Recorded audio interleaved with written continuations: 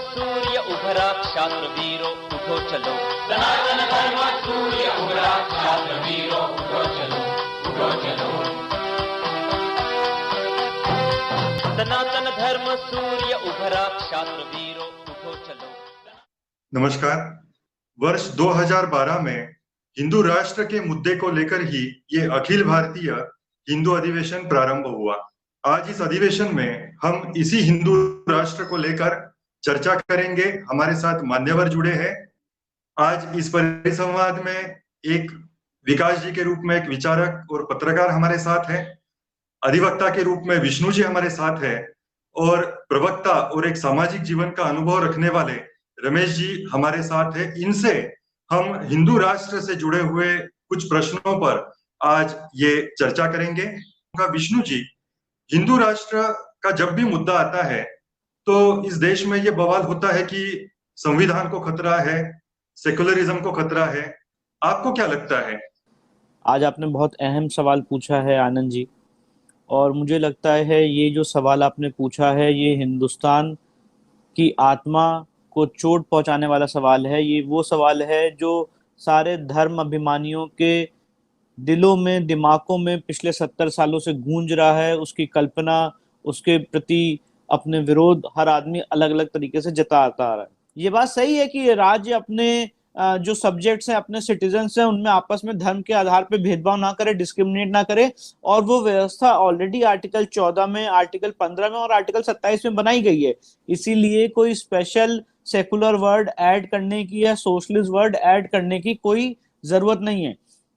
आप कहते हैं कि हम सोशलिस्ट राज्य, हम समाजवाद के प्रिंसिपल पे चलेंगे। अब ये कैसा समाजवाद का प्रिंसिपल है जहां पे सारे, आप आजकल देख रहे होंगे कि सारे जितनी गवर्नमेंट कंपनीज हैं वो खत्म हो रही हैं और सारी चीजें प्राइवेटाइज हो रही हैं। तो कहीं ना कहीं ये समाजवाद के कंसेप्ट का उल्लंघन नहीं है। उसकी मूल कारण ही यही है कि समाजवाद और सेकुलर वर्ड संविधान की मूल प्रस्तावना में नहीं रह सकता था, क्योंकि एक पॉलिटिकल थॉट है। और जब 1976 में अमेंडमेंट लाया गया तब जितने विपक्ष के नेता थे वो जेल में थे।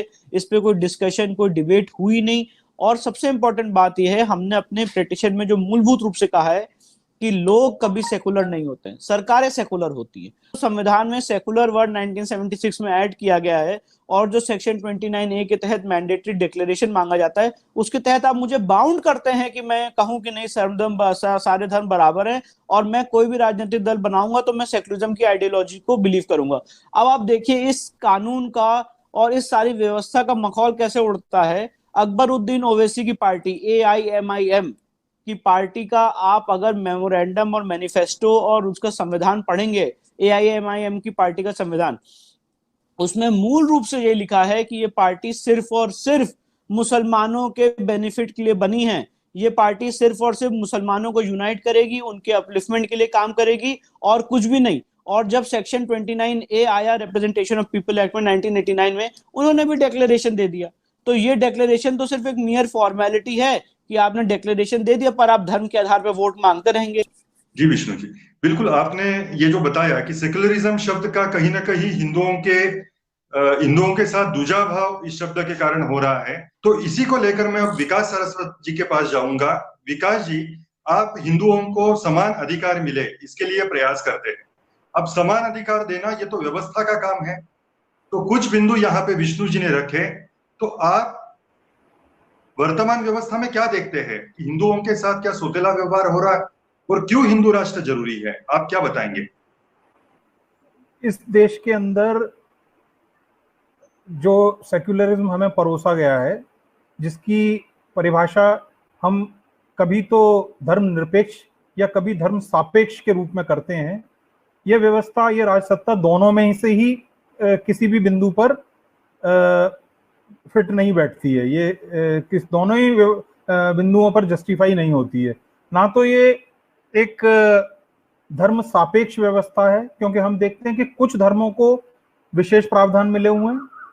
मुस्लिम या ईसाई समुदाय के लोग अपने स्कूलों को निर्बाध रूप से चला सकते हैं, उन्हें कहीं किसी प्रकार की समस्या नहीं है। लेकिन हिंदू अपने स्कूलों में ना अपने मन से टीचर्स की भर्ती कर सकता है, ना अपने बच्चों को जो जिस प्रकार की शिक्षा वो देना चाहता है वो दे सकता है। हम हिंदू अपने मंदिरों पर अपने तरीके से कंट्रोल नहीं रख सकते हैं। हमने देखा है करीब 40-50 हजार मंदिरों पर, हिंदुओं के मंदिरों पर सरकारी कब्जे हैं। तो सारे ही देश अपनी ऐतिहासिक पृष्ठभूमि से अपने लिए गौरव के बिंदु ढूंढ रहे हैं। भारत एक अनोखा देश है जहां कोई भी सांस्कृतिक पहचान की बात यदि आप करें तो वहां आपको तुरंत आपका मुंह बंद करा दिया जाता है।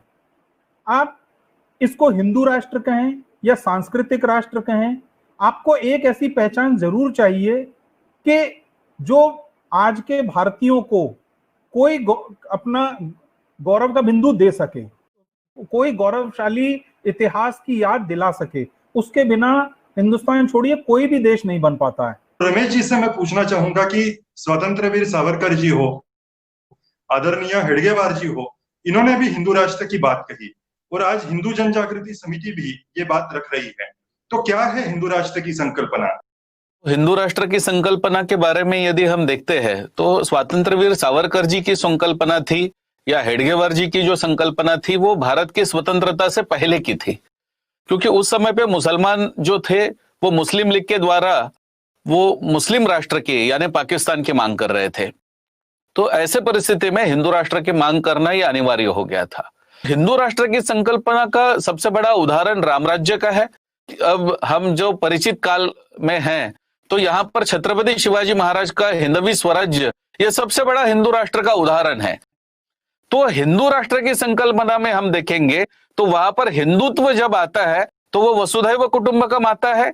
वसुधैव कुटुंबकम के आगे जाएंगे तो सर्वेपि सुखिनः सन्तु सर्वे सन्तु निरामया, सबकी बात आती है। विश्व में जितने सारे लोग हैं उनकी सबकी बात आती है। और हम उसके आगे जाकर के देखेंगे तो हमारी संकल्पना में विश्व शांति की संकल्पना है। हमारे यहाँ यज्ञ होते विश्व शांति के होते हैं, हिंदू शांति के लिए होते ही नहीं है। ऐसे हिंदू राष्ट्र की संकल्पना ये हिंदू जन जागृति समिति करती है। इस संकल्पना को जो हमारे प्रेरणा स्रोत है परात्पर गुरु डॉक्टर जयंत आठवले जी, उन्होंने स्पष्ट किया है। इसके लिए ईश्वर राज्य की स्थापना यह ग्रंथ भी उन्होंने लिखा है। हिंदू जन जागृति समिति के करीब 3 ग्रंथ उपलब्ध है जिसके अंदर हिंदू राष्ट्र क्या है, क्यों आवश्यक है, हिंदू राष्ट्र की दिशा क्या है और हिंदू राष्ट्र के बारे में जो आक्षेप लिए जाते हैं उनका खंडन भी किया है। तो इसमें वास्तविकता में सब बातों को स्पष्ट किया गया है। लेकिन अंतिमता मैं इतना ही कहूंगा इसमें कि आज हमारे देश में सेक्युलरवाद में, हमारे सेक्युलर कॉन्स्टिट्यूशन में जहां पर जस्टिस और इक्वालिटी को प्रियम्बल में रखा गया है, वहां पर हम देख रहे हैं कि आज भारत में हज यात्रा को अनुदान दिया जाता है। अब आंध्र प्रदेश जैसा राज्य जो है वो जेरूसलम जाने के लिए अनुदान दे रहा है, लेकिन हमारे देश में मानसरोवर जाना है हिंदुओं को तो अनुदान नहीं है, हम चाहते भी नहीं। तो ये यदि बातें होती है तो भेदभाव तो सेक्युलर राज्य में हो रहा है। आप कोई मंदिर को टेक ओवर कर रहे हैं, किसी मस्जिद को टेक ओवर नहीं करते हैं, किसी चर्च को टेक ओवर नहीं करते हैं, तो ये जस्टिस और इक्वालिटी कहाँ है? तो मैं तो कहता हूं कि सेक्युलरिज्म की संकल्पना फेल हो चुकी है आपकी, और ऐसा बोगस सेक्युलरिज्म आप लोगों के सामने ना रखे। इस भ्रम को आप पूरा निकाल दे। हिंदू राष्ट्र जो होगा वो सबको समान रीति से बर्ताव करने वाला होगा, समान अधिकार देने वाला होगा, जहां पर किसी के धर्म के आधार पर गोहत्या नहीं हो सकती है, जहां पर धर्मांतरण किसी का नहीं हो सकता है, और हमारी शिक्षा व्यवस्था जो है वो वहां पर होगी। कहीं पर अल्पसंख्यक और बहुसंख्यक का वाद नहीं होगा। ऐसा हमारा हिंदू राष्ट्र होगा। जी रमेश जी, अब जो आपने भेदभाव का मुद्दा लिया, सेक्युलरिज्म के नाम पर हिंदुओं के साथ जो सौतेला व्यवहार हो रहा है, उसके विषय में आपने हज का मुद्दा अभी सबके सामने रखा। इसी से जुड़ा हुआ प्रश्न मैं विकास जी को पूछूंगा कि जब हज के लिए अनुदान दिया जाता है तो इस देश में किसी को आपत्ति नहीं होती है, लेकिन प्रभु श्री रामचंद्र जी के मंदिर के भूमि पूजन के लिए जब इस देश के प्रधानमंत्री जाने का विचार होता है, जाने का निर्णय होता है, तो इस देश में उसका विरोध किया जाता है। अब सर्वोच्च न्यायालय ने अनुमति जिस राम मंदिर को दी है, ऐसा होने के बाद भी ये विरोध होता है, तो क्या ये दोगला व्यवहार ही हिंदू राष्ट्र की अपरिहार्यता स्पष्ट नहीं कर रहा है? आपको क्या लगता है? आपने बात बिल्कुल सही कही है। ये प्रश्न कभी भी हर साल तब क्यों नहीं उठता है जब राष्ट्रपति भवन से लेके प्रधानमंत्री भवन तक इफ्तार पार्टियां दी जाती हैं। तो ये दोगलापन तो हम लोग देखते ही आए हैं, और जितना धर्मनिरपेक्षता हमारे बुद्धिजीवियों की है वो सिर्फ हिंदुओं के लिए है। कोई भी हिंदू कार्यक्रम होगा उस पर रोक लगाने के लिए ही है। और ये आज से नहीं है, ये सोमनाथ मंदिर के समय से हमने देखी है कि नेहरू जी ने उसमें पार्टिसिपेट करने से मना किया था। हालांकि उस समय भी राष्ट्रपति राजेंद्र प्रसाद ने अपने निजी उसमें से खाते में से कुछ अनुदान जो है मंदिर के लिए भेजा था। तो ये दोगलापन तो हमें दिखाई देता ही है। बिल्कुल विकास जी, यही प्रश्न अब हम रमेश जी से करेंगे।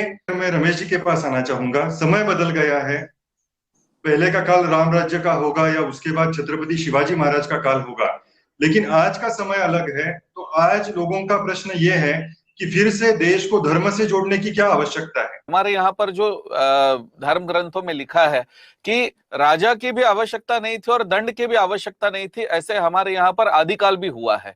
और कालांतर में हम देख रहे हैं कि जैसे जैसे काल अवनत हो गया, जैसे जैसे लोग जो है वो धर्म से अवनत होते गए, तो आज कलयुग के इस कालावधि में हम देख रहे हैं कि आज तो परिस्थिति ऐसे आ गई कि लोग अभी अभिमान से कहते हैं कि मैं तो नास्तिक हूं, मैं तो धर्म को मानता ही नहीं हूं।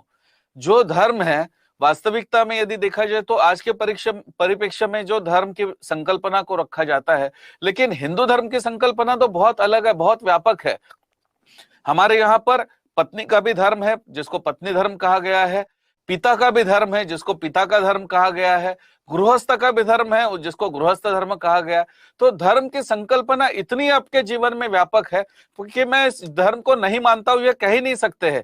क्या आप पुत्री के साथ जो धर्म आपका पिता का होता है और जो आपका धर्म पत्नी के साथ होता है उसको आप कभी मिक्स कर सकते हैं क्या? तो यह नहीं हो सकता है। इसलिए हर कोई आज भी धर्म का पालन करता है, सिर्फ वो अभिमान से, क्योंकि वामपंथियों ने जिन संकल्पनाओं को हमारे धर्म के अंदर डालने का प्रयास किया, जहां पर धर्म शब्द का अनर्थ उन्होंने किया या अर्थ गलत तरीके से बताना प्रारंभ किया, तो वहां पर से ये सब सारी चीजें प्रारंभ हो गई। और इसलिए धर्म की संकल्पना को लोगों के बीच में वास्तविकता में सही मात्रा में रखना, ये आज जो कार्य है ये हिंदू जन जागृति समिति कर रही है। विष्णु जी, आप इसके विषय में क्या बताएंगे?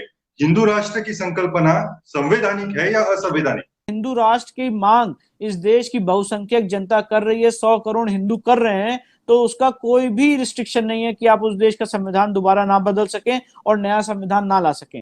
जी विष्णु जी, आपने बिल्कुल स्पष्ट किया कि विश्व में हर जगह पर संविधान में बदलाव होते हैं, भारत में भी हुआ है और कुछ अच्छी बातें हैं जो हम आगे लेकर जा सकते हैं, लेकिन समाज के सामने इसका एक मॉडल आना जरूरी है। तो रमेश जी से मैं पूछना चाहूंगा, 2012 से यह अधिवेशन हिंदू राष्ट्र के लिए आप ले रहे हैं, पूरे देश से और विदेश से भी लोग इस अधिवेशन के बहाने इकट्ठा आते हैं, तो क्या है हिंदू राष्ट्र की दिशा, कैसे यह स्थापन होगा? कृपया आप सभी को स्पष्ट करें। हमारे सामने बहुत सारी समस्याओं को रखा जाता है कि कभी कहा जाता है कि गोरक्षा की भी समस्या है, हमारे यहाँ पर धर्म परिवर्तन की समस्या भी है, हमारे यहाँ पर लव जिहाद की समस्या भी है, हमारे यहाँ पर मंदिरों के सरकारीकरण की भी समस्या है।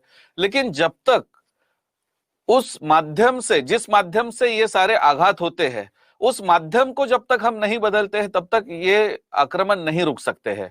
और इसलिए हिंदू धर्म जो है, जो विशाल है और जहां पर किसी भेदभाव की संकल्पना ही नहीं है, ऐसे यदि संकल्पना को हम यदि रखेंगे तो किसी को कोई आपत्ति नहीं होनी चाहिए। हिंदू संगठनों को हम एक मंच पर ला करके क्यों ना हम एक साथ मिलकर के एक लक्ष्य लेकर के हम आगे बढ़ेंगे कि हिंदू राष्ट्र हमको चाहिए, और यदि हम एक लक्ष्य लेकर के आगे बढ़ेंगे तो निश्चित रूप से हमें लाभ होगा। और जो संतों ने इस बात को रखा है कि भविष्य में 2023 के बाद परिस्थिति पूरे विश्व में बदलने वाली है, और आज हम देख रहे हैं इवन हिंदू जन जागृति समिति के प्रेरणा स्रोत परात्पर गुरु डॉक्टर जयंत आठवले जी ये कई वर्षों से कह रहे हैं कि भविष्य में ये आपत्ति जो हम देख रहे हैं ये बढ़ने वाली है। और आज हम कोरोना की आपत्ति को देख रहे हैं कि आज जितना सारा विकास की हम बात कर रहे थे, जितनी सारी हम आधुनिकता की बात कर रहे थे, जितने सारे विज्ञान की बात कर रही थी, ये सारी खोखली हो चुकी है। वास्तविकता में इन बातों के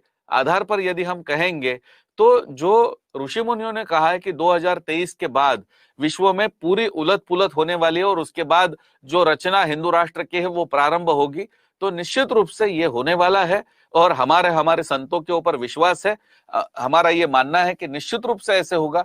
हमें अब आगे जाकर के कि जिस प्रकार विकास जी ने कहा कि हिंदू राष्ट्र में हमारी शिक्षा व्यवस्था क्या होगी, हिंदू राष्ट्र में हमारी न्याय प्रणाली क्या होगी, इस दृष्टिकोण से आगे की हमारी रचना करने आवश्यकता है। हम और अच्छी बातें क्या कर सकते हैं? आज जी। जिस संविधान में हमने 124 अमेंडमेंट्स किए हैं, मूल संविधान तो कहाँ रहा ही नहीं। तो जी। इस संविधान को हम और अच्छी तरीके से लोगों के लिए कैसे हम कर सकते हैं, इस बात का भी विचार होना चाहिए और उसको हर जगह पर प्रारंभ हो चुका है। हम जो पूरे भारत के जो निवासी है उन सबके हित में विचार करेंगे और निश्चित रूप से ये हिंदू राष्ट्र जो होगा वो आदर्श होगा। मैं सभी वक्ताओं का इस परिसंवाद में सहभागी होने के लिए हृदय से धन्यवाद व्यक्त करता हूं और सभी दर्शकों को आह्वान करता हूं कि ऐसे विश्व मंगल की कामना करने वाले हिंदू राष्ट्र के लिए हम सब प्रेरित हो, कटिबद्ध हो, कृतिशील हो।